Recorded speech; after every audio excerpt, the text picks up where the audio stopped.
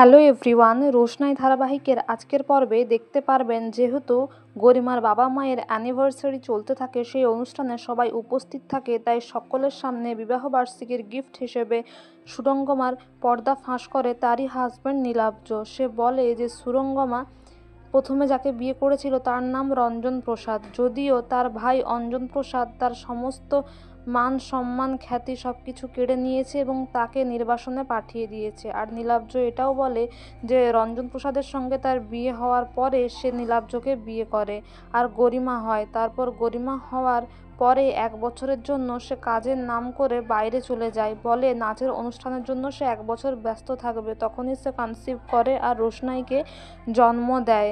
তার মানে গরিমা এবং রোশনাই হলো সুরঙ্গমারই সন্তান। গরিমা আর রোশনাই একই মায়ের পেটের বোন।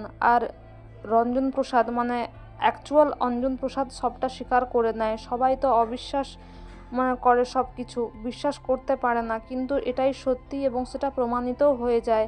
তখন গরিমা বলে যে আর যাই হোক, আমার মায়ের মেয়ে হতে পারো তুমি, আমার মায়ের সঙ্গে তোমার বোঝাপড়া থাকতেই পারে, কিন্তু সেটা তোমরা নিজেদের মধ্যে মিটিয়ে নাও, এখানে আমাকে আরণ্যককে টানবে না।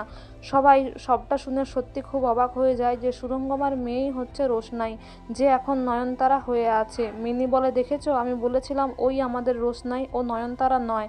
আরণ্যক তো শুনে রোশনাইয়ের কাছে ছুটে যায়, রোশনাইকে বলে তুমি কোথাও যাবে না, তোমার সঙ্গে আমার অনেক কথা আছে।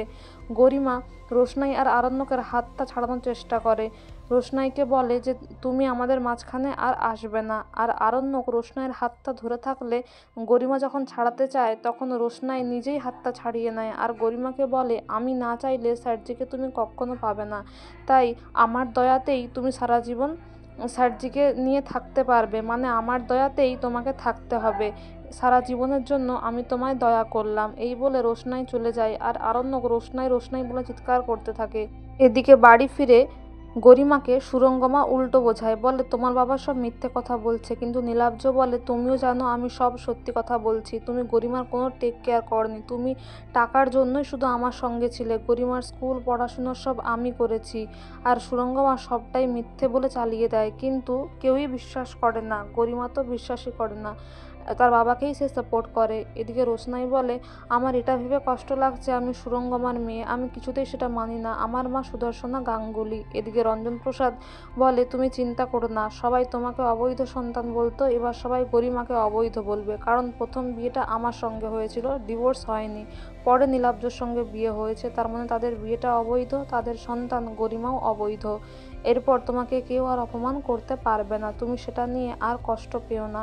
এদিকে রোশনাই বলে আজকে যা কিছু হলো সেই সবটা ভেবে আমার খুব কষ্ট হচ্ছে। আর বাবা মেয়ে যখন কথা বলতে থাকে সেখানে আরণ্যকে সে দরজা ধাক্কা দিতে থাকে, বলে রোশনাই দরজা খোলো, তোমার সাথে আমার অনেক আলোচনা করার আছে, অনেক কথা আছে। তো বন্ধুরা, এই ছিল আজকের আপডেট। Thank you.